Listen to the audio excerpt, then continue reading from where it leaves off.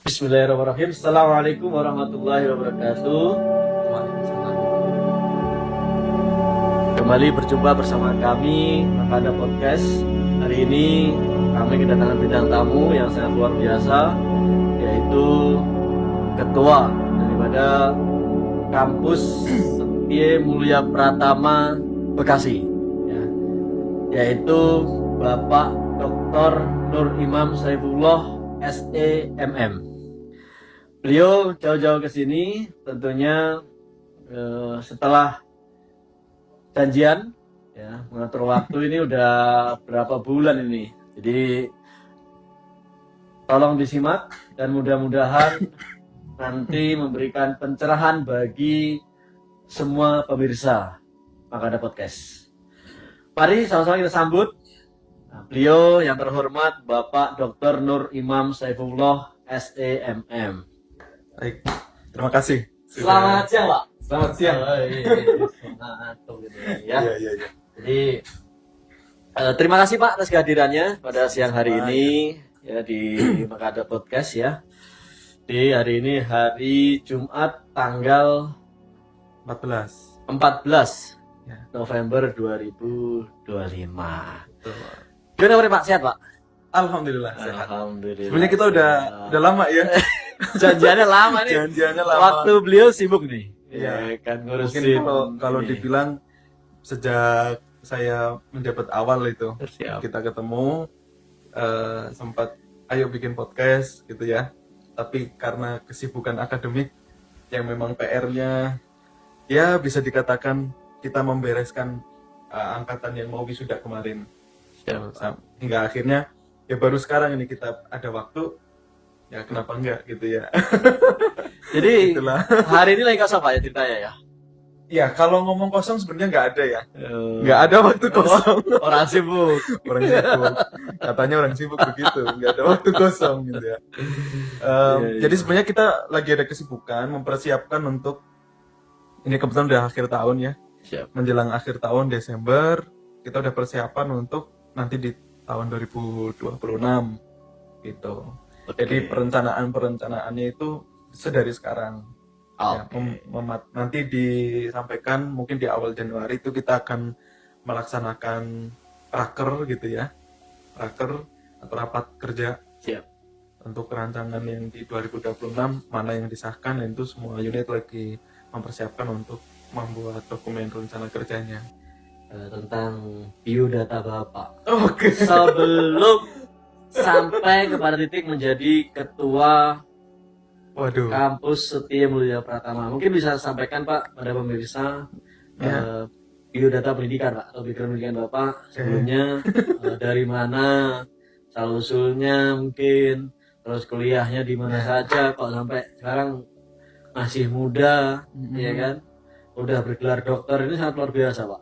Nah ini menjadi apa ya, semangat bagi kami yang mohon maaf ya, selama ini kami mungkin melihatnya antara teori dan praktek itu lebih ke prakteknya Pak. Kalau teori kan bicaranya kadang kita belajar teori tapi prakteknya tidak sejalan, ya kan? Tapi kan praktek tambah teori kan juga ngawur itu nanti kan.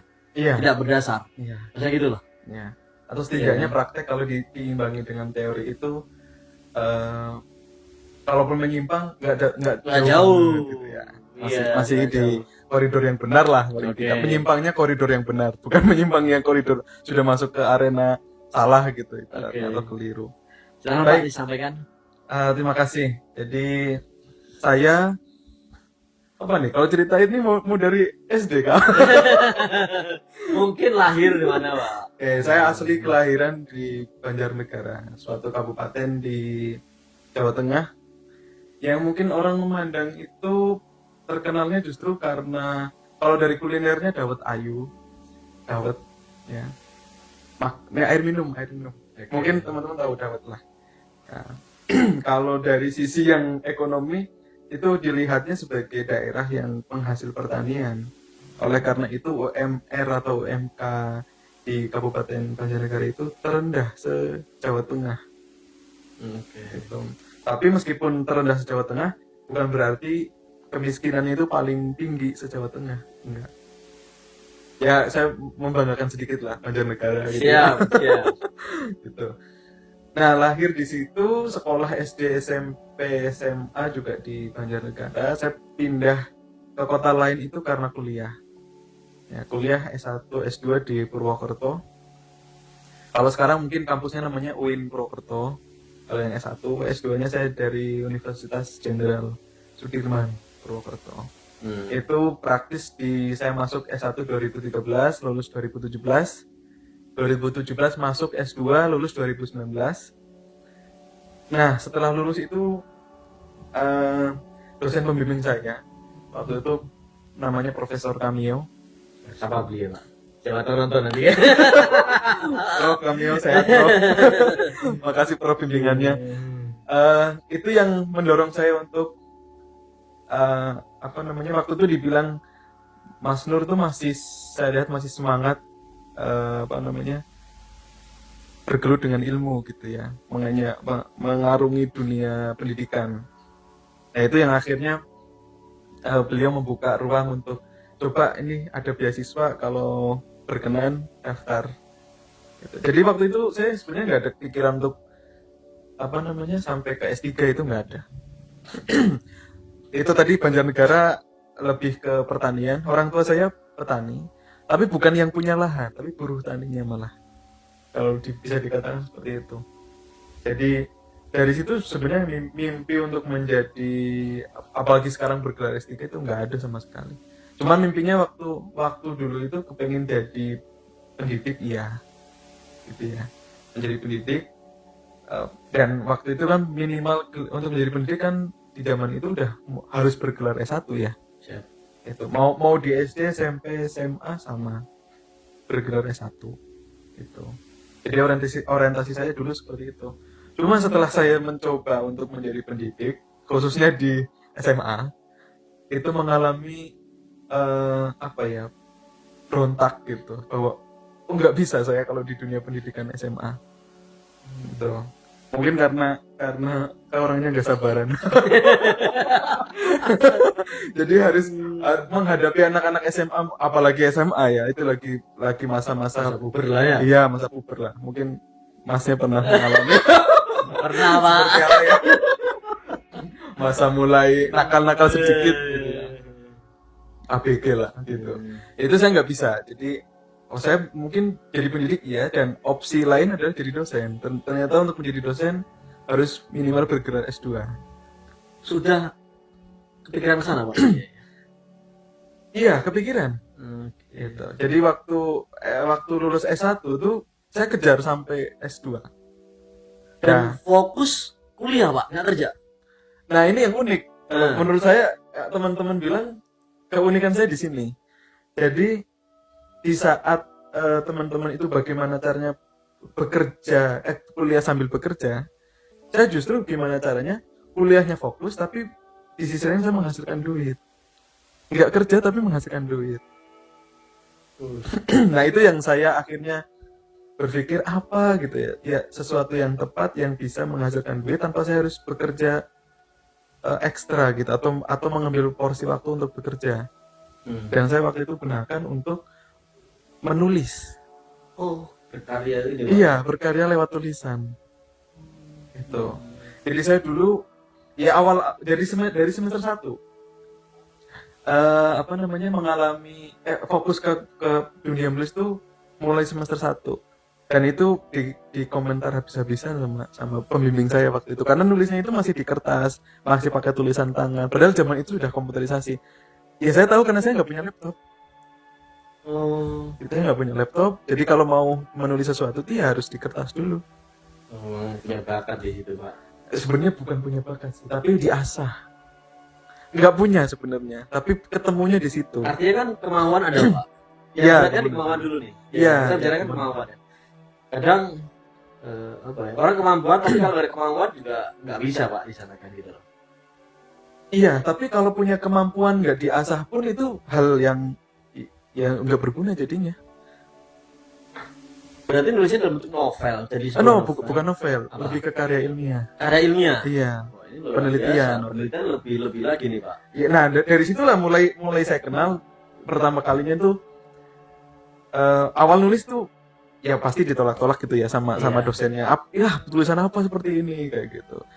Nulis tuh begini-begini. Tapi dari situ aku belajar nulis tuh ada strukturnya. Harus tahu mana pendahuluan, mana klimaks dari tulisan itu, poinnya pentingnya itu di mana sampai ke nanti endingnya adalah sintesanya gitu ya, atau penyelesaian konflik itu dan kesimpulannya seperti apa. Oh ternyata gitu, simpelnya gitu ya. Ya ibaratnya kayak pendahuluan, terus pembahasan, penutup.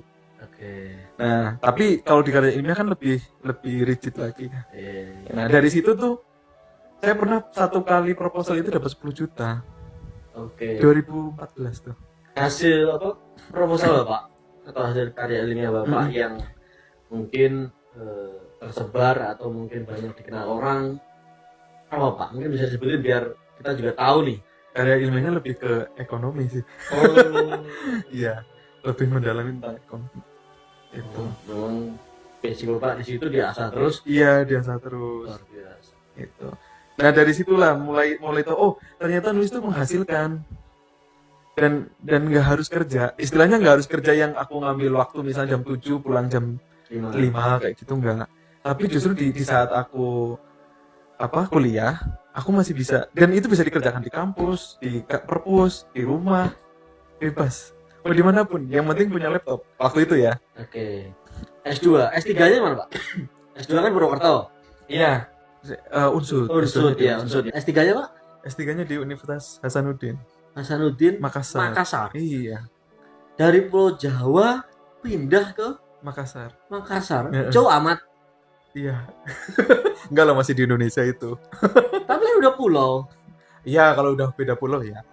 Beda budaya Kulturnya juga, iya, kulturnya beda. Budaya, baik budaya lokal masyarakatnya ataupun budaya akademiknya agak berbeda juga dengan teman-teman di Jawa. Kok bisa geser ke sana? Gimana ceritanya?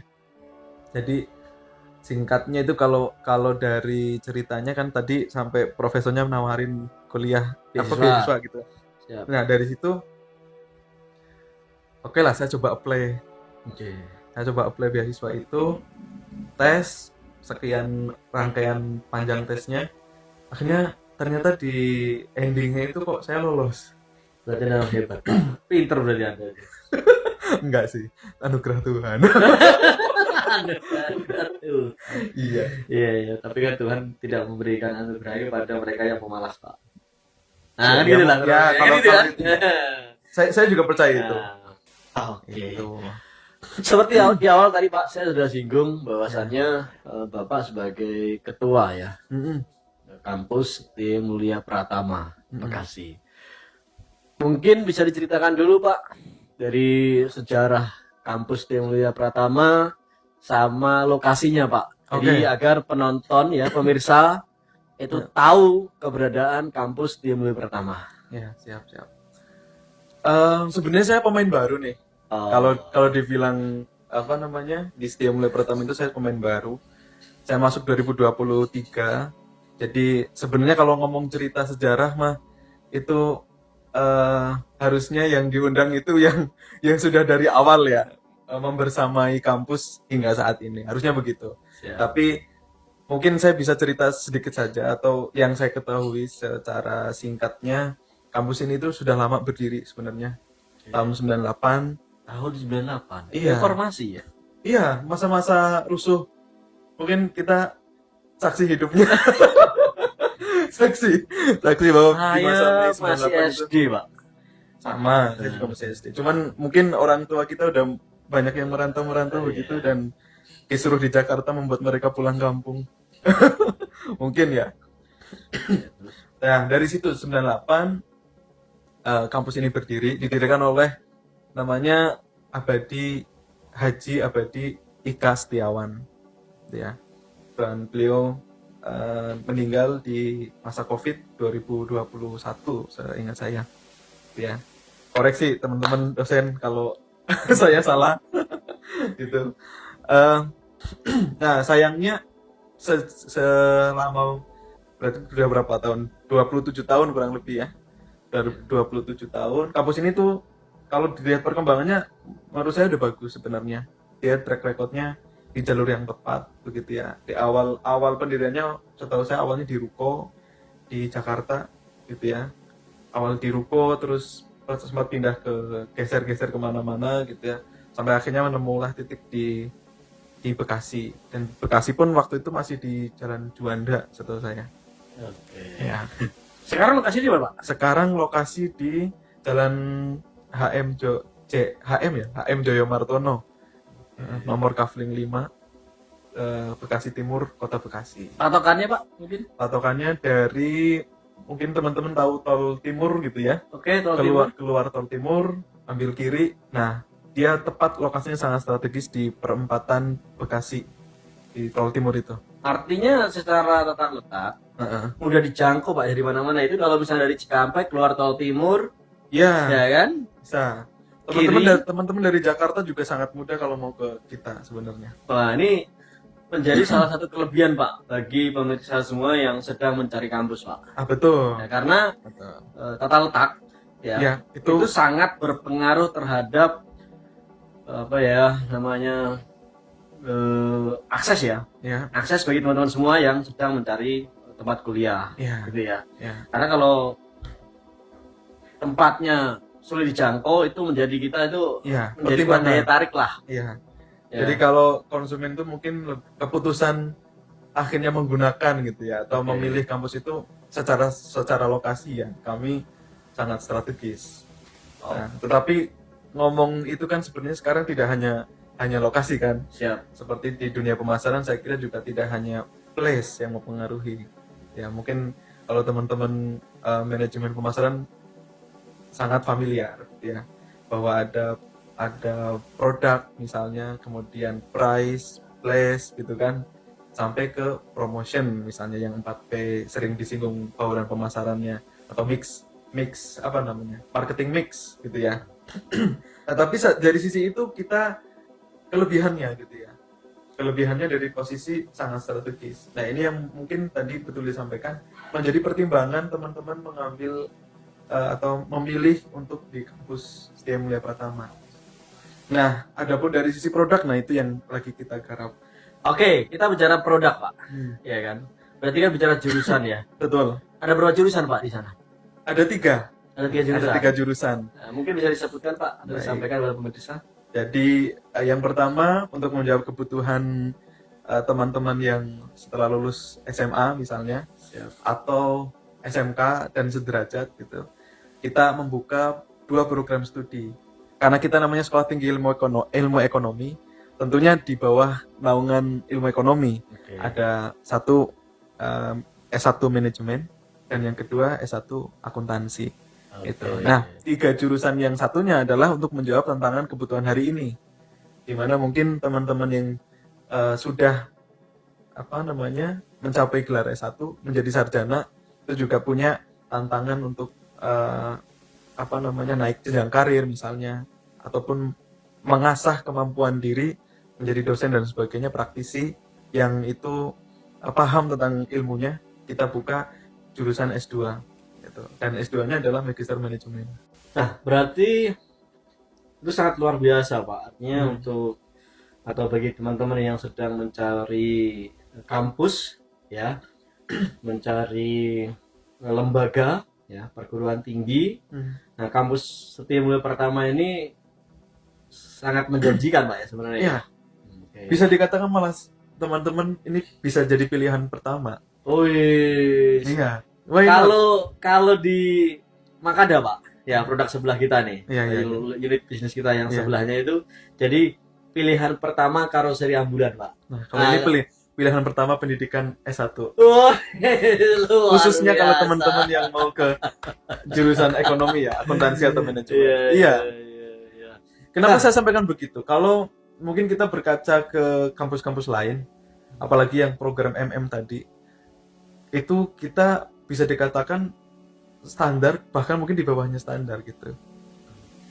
Bukan kualitasnya ya, tetapi price-nya, biaya pendidikannya gitu. Kita masih menggunakan sistem SPP gitu ya. Kalau teman-teman di perguruan tinggi lain mungkin sudah menggunakan UKT, dan Dan kita kalau misalnya Anda selesai di semester 7,5 misalnya, 7,5 semester udah selesai, itu semester berikutnya udah nggak perlu bayar lagi. Karena SPP-nya berakhir di situ. Gitu. Jadi itu menjadi Saling poin ya Pak ya. ya daya tariknya mungkin di situ. Gitu. Dan murah. Mungkin kalau kita bandingkan dengan teman-teman tadi kalau sesama perguruan tinggi oke lah kita, karena membandingkan kan mesti harus dengan yang selevel dong. Head to head ya. Head to head kan. Bener. Jadi kalau dengan perguruan tinggi lain mungkin ya kita termasuk yang murah gitu. Murah. Spill dikit Pak. Apa tuh? Sedikit aja spill. Oke, apanya nih? SPP-nya berapa Pak? Biar pemirsa, Iya. ya kan? Ini tahu Pak. Dan juga mindset Pak. Ya, mindsetnya itu kalau kuliah itu biaya mahal Pak. Iya. Mungkin bisa di-spill dikit Pak. Oke. Kalau SPP itu kita di angka 450, Mas. Murah Pak. Iya. Kalau itu standarisasi, mohon maaf ya Pak ya. Dengan sekolah SD mungkin ya. Anak saya nih lebih murah ini. Jadi Iya. cukup terjangkau ya kali ini ya. Betul. Cukup terjangkau ya. Betul. Oke. Terus kita bicara segmentasi market Pak. Oke. Ya tentunya kampus ini kan menjadi apa ya, sarana dalam bisnis dunia pendidikan Pak. Ya kita nggak mungkiri itu ya. Ya. Kita nggak mungkiri itu, di mana memang di dalam dunia pendidikan itu kan juga mahasiswa butuh ilmunya. Kampus sebagai lembaga ya diakui oleh negara mengeluarkan daripada sertifikat, ya kan? Ijazahnya nanti di situ kan. Nah, target market Pak. Oke. Target market di kampus Mulia Pratama itu kemana Pak arahnya? Artinya tujuannya itu sebenarnya yang yang dicari atau fokuskan itu ke arah mana Pak? Oke. Sebenarnya kita sangat terbuka kepada siapapun. Oke. Ya, cuman kan memang betul tadi yang disampaikan, target market atau pangsa pasar itu kan juga perlu ya dalam pertimbangan menjalankan bisnis. Betul. Termasuk mungkin kalau bahasa bisnis kasar ya termasuk ini di menggerakkan dunia pendidikan gitu ya. Karena kan kita juga butuh mahasiswa. Oke. Nah, kalau dari segmennya sebenarnya kita mengarah ke mungkin kalau bisa dikatakan hari ini karena lebih banyak kelas pekerja ya. Iya. Tapi tidak menutup kemungkinan teman-teman yang baru lulus SMA misalnya sambil nyari kerja bisa berkuliah di tempat kami. Nah, ini artinya perlu kita garis bawahi dan tegaskan bahwasannya bagi teman-teman pekerja ya yang berminat untuk kuliah sambil bekerja dengan waktu yang fleksibel tentunya Pak ya. Fleksibel. Nah, di situ bisa datang atau daftar di kampus Setia Mulia Pratama yang ada di Bekasi Timur. Jelas. Betul gitu Pak ya? Betul. Nah, betul. Tadi sudah disampaikan sama beliau ya bahwasannya selain tempat yang mudah dijangkau juga biaya yang terjangkau, yang murah lah ya. Kita bicarakan murah ya Pak, tapi bukan murah dari sisi ilmunya kan gitu kan. Tapi murah biayanya. Nah, kita terakreditasi baik kok Mas. Aman. Jadi kualitas biar kami yang mengatur. Siap. Ini penting ya Pak. Kuliah aja. Ya terakreditasi itu kan penting Pak ya. Artinya betul. Diakui oleh negara, tersertifikasi kan gitu ya Pak ya kurang lebih. Nah, ini yang pengen saya sampaikan kepada teman-teman Pak, menambahkan dari kesimpulan tadi Bapak sampaikan bahwasannya memang di dunia kerja Pak seperti saya nih pekerja juga. Jadi kalau di pekerja itu ada grade-nya Pak. Biasanya gitu. Jadi kalau mau naik level, manajer misalkan atau supervisor misalkan, minimal S1. Ya kan? Kalau SMA harus kuliah dulu S1. Walaupun itu sebenarnya ijazah itu selembar kertas Pak. Betul. Isinya teori Pak. Iya. Tapi ibaratnya kita bawa motor. Ya, kita mungkin bisa bawa motor Pak. Ya. Tapi kita nggak punya SIM. Ya. Nah, disitulah ya fungsi atau keberadaan lembaga ini Pak. Ya. Ijazahnya itu S1 bergelar. Ya. Lebih seperti itu. Nah, jadi ini bagi teman-teman yang ada di luar sana yang sedang mencari kampus ya untuk sarana mungkin nanti naik level ya, atau mungkin untuk jenjang karirnya, ya kan. Nah, bisa menghubungi kampus Setia Mulia Pratama Iya. atau datang langsung ke Bekasi Timur. Ya, tadi beliau sudah singgung, ya udah sampaikan bahwasannya tempatnya itu ada tidak jauh dari tol Bekasi Timur. Mungkin bisa dicari nanti di Google Map pasti ya gitu ya. Setia Mulia sangat Pratama. tersedia. Nah, gitu. Iya. Nah, Pak, kita bicara tentang fleksibilitas, Pak. Ya, tadi kan Bapak sebutkan target marketnya kan pekerja. Betul. Tentunya kita sama-sama tahu bahwasannya pekerja itu sudah apa ya, sibuk dengan atau waktunya itu terbagi dengan dunia kerjanya, Pak. Iya. Ya kan, bahkan ada yang kena shift misalkan. Iya. Nah, ini pengalaman di lapangan nih, Pak. Betul. Ya kan? Belum lagi kendalanya nanti orang yang sudah berkeluarga, Pak. Iya. Iya kan? Iya. Udah berkeluarga biayanya kan double. Mikirin kuliah. Itu apa ya, Pak? Menjadi tantangan tersendiri gitu loh. Ya kan? Iya. Nah, yang itu yang kita analisis justru. Nah, strateginya seperti apa dalam penerapan dunia pendidikan ini, Pak? Mungkin dari pembelajaran seperti apa, Pak? Oke, kalau pembelajaran kita sebenarnya kalau dari sisi yang biasa kita lakukan adalah ada kelas pagi, ada kelas malam. Oke. Dan teman-teman pekerja juga dibebaskan mau masuk di kelas yang mana. Bisa milih. Oke. Kan Fleksibel ya? pekerja shift itu juga tidak selamanya malam kan. Siap. Terkadang dia juga kena shift pagi yang akhirnya kuliahnya harus di malam bukan di pagi. Oke. Karena paginya bekerja, malamnya kuliah. Atau dibalik, kadang malamnya yang bekerja, paginya yang harus kuliah. Oh, oke. Kita fleksibel dari sisi itu. Kemudian kita juga kelas itu dibuka mulai jam 9 pagi. Oke. Untuk kelas pagi dan kelas malam itu mulai 6:30 setelah sholat maghrib. Oke, artinya Iya. bisa menyesuaikan lah. Bisa Kalau bagi menyesuaikan. pekerja kan mungkin yang kena shift ini berangkat pulangnya jam 6, Iya. bisa istirahat, ya kan? Karena strategisnya itulah. Jadi kalau teman-teman misalnya pulang dari Cikarang misalnya gitu ya, Iya. ke Bekasi atau dari manapun Jakarta misalnya, turun di Bekasi Timur, itu bisa langsung kuliah gitu. Jalan kaki aja nyampe. Berarti benar-benar dekat, Pak ya, dari tol Dekat. Bekasi Timur itu? Dekat. Nggak perlu nge-grab lah. Jadi hemat di ongkos kan. Nah. Siap. Nah, menjawab tantangan masa kini, Pak, Iya. yaitu tentang dunia digital, online. Nah, terkadang apa ya, kita itu mulai lagi, Pak, karena udah capek, tapi tuntutan daripada perusahaan, ya kan, atau mungkin kedinasan, ya bagi mungkin misalnya ASN, misalnya di pemerintahan kan, gitu. Terkadang kan apalagi udah berkeluarga, Pak. Ya, kalau misalnya nggak bisa kelas pagi, nggak bisa kelas malam itu seperti apa, Pak? Kita sediakan blended learning ya, atau hybrid learning gitu. Jadi mode offline dan online itu gabung. Kita sediakan juga yang online, Mas. Jadi tanpa mengurangi kualitas tentunya ya. Siap. Tetap disetarakan dengan kualitas bagaimana kita mengajar secara offline, tapi di online juga standarnya tetap sama begitu. Penugasannya sama, materinya juga sama, yang disampaikan juga sama. Hanya mungkin karena keterbatasan itu, misalnya teman-teman bukan terbatas sih, tapi ada banyak sekali yang harus dikerjakan sehingga mungkin tidak bisa kuliah secara offline begitu. Nah, kita buka kelas itu. Ya itu bisa dilakukan. Jadi secara sinkronus ya, bahasa kita. Sinkronus itu tersambung dengan media internet dalam hal ini. Nah, itu yang sekarang sudah banyak dilakukan oleh teman-teman perguruan tinggi lain juga melakukan yang sama. Mungkin pionirnya kalau bisa dikatakan UT.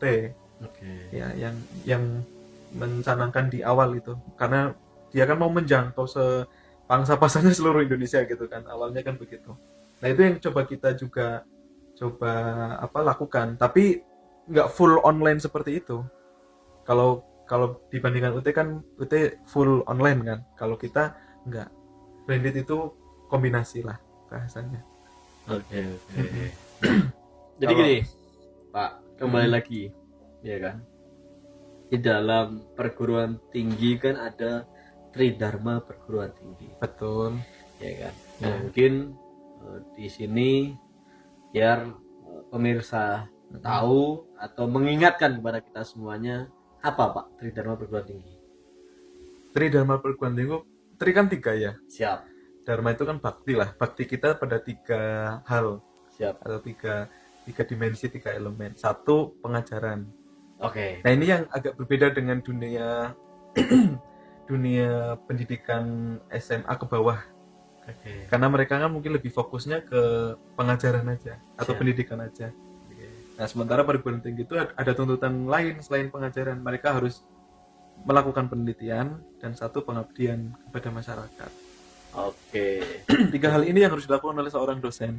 Ini yang berbeda dengan guru, yang mungkin guru hanya sampai di level ngajar aja, Pendidikan ya. pendidikan aja, Pendidikan, ya kan? Penelitian, pengabdian masyarakat. pengabdian kepada masyarakat.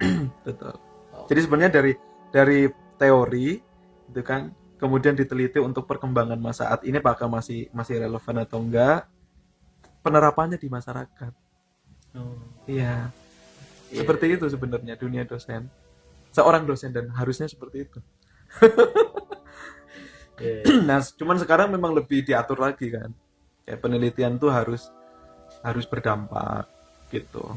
Dan sekarang juga kualitas penelitian di ranking sama seperti kampus, seperti sekolah juga ada akreditasi, ada perankingannya gitu. Kalau pengabdian mah nggak ada ranking-rankingnya. Cuman dari hasil pengabdian itu apakah diterapkan di masyarakat betul atau enggak gitu.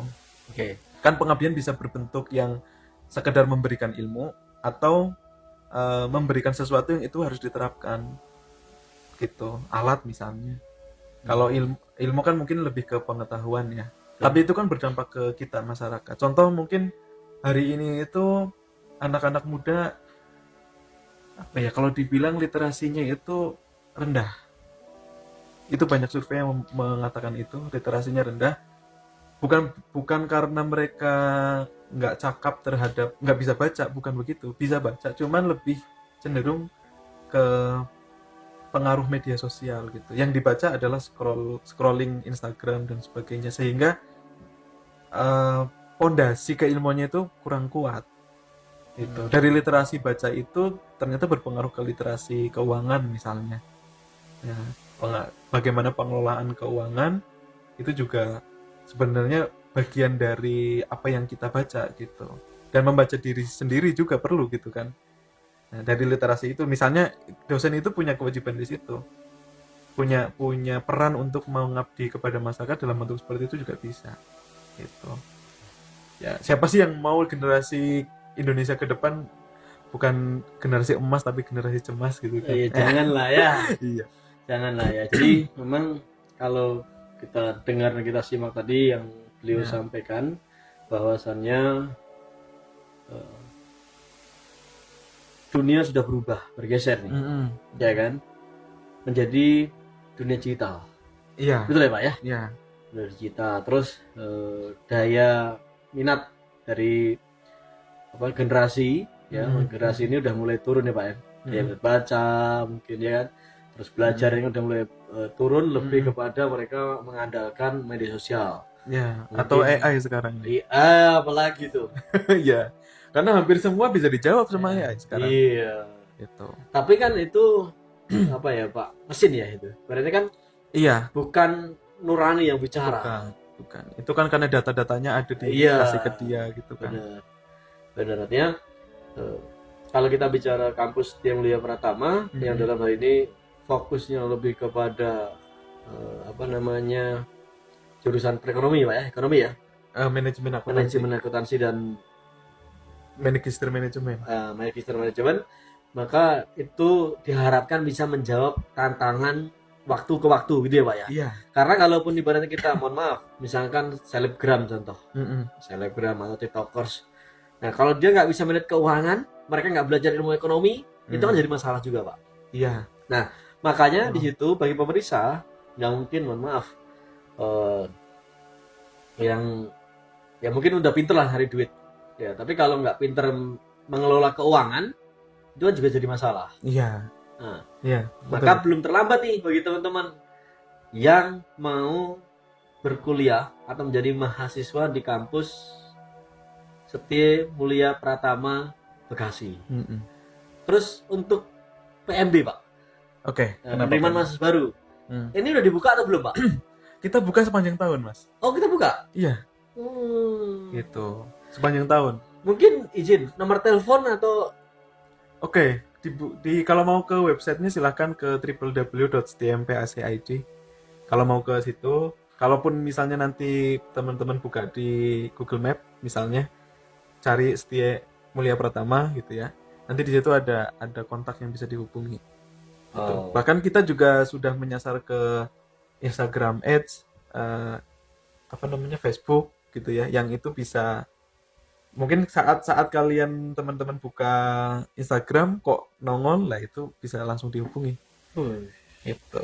ini pemasarannya luas nih. Ya, sekarang pemasarannya sudah seperti itu, Mas. Dan kita ikuti. Gitu. Ya, mungkin pada pertemuan hari ini kita cukupkan sekian Pak ya. Ya. Di kami dari Makada Podcast mengucapkan terima kasih banyak atas keluhan waktunya, Sama-sama. atas kehadirannya di sela-sela kesibukannya ya. Setelah berbulan-bulan kita agendakan ngatur waktu, akhirnya waktu itu tiba di hari ini. Iya. Dan mudah-mudahan apa yang Bapak sampaikan tadi tentang dunia pendidikan, dunia sarjana, ya mahasiswa, ya itu bisa pemirsa dengar dan ketahui. Dan terkait dengan kampus, ya dunia pendidikan, teman-teman nggak usah khawatir, karena kalau kita dengarkan tadi dari beliau, Bapak Dr. Imam Saifullah, ya kampus Setia Mulia Pratama itu tempatnya sangat strategis dan mudah dijangkau. Dan tidak kalah pentingnya terkait dengan biaya, ya biaya pendidikan, ya keuangan. Tadi beliau sempat singgung tadi 450 setiap bulannya. Iya, setiap bulan. Ya, jadi bulan. Kalau satu semester 6 bulan itu 3 juta. 3 juta. Oh, masih terjangkau Pak kalau secara kampus ya. Dan juga untuk teman-teman yang mungkin sudah strata 1 ya, pengen melanjutkan jenjang karirnya di S2 ya. Tadi beliau sampaikan bahwasannya biayanya juga cukup murah, yaitu biaya SPP bukan UKT. Betul. Ya Pak ya. Betul. Nah diharapkan dari situ bisa menjadi penunjang ya karir bagi teman-teman semua yang di luar sana yang sedang bingung mencari kampus atau perguruan tinggi. Ya. Silakan berbondong-bondong datang ke kampus Setia Mulia Pratama yang ada di Bekasi Timur. Ya. Dari saya Wawan Widodo, saya akhiri. Bila taufiq wal hidayah. Wassalamualaikum warahmatullahi wabarakatuh. Waalaikumsalam. Terima kasih. Terima kasih. Sama-sama. Iya. Biasa. Makada Podcast.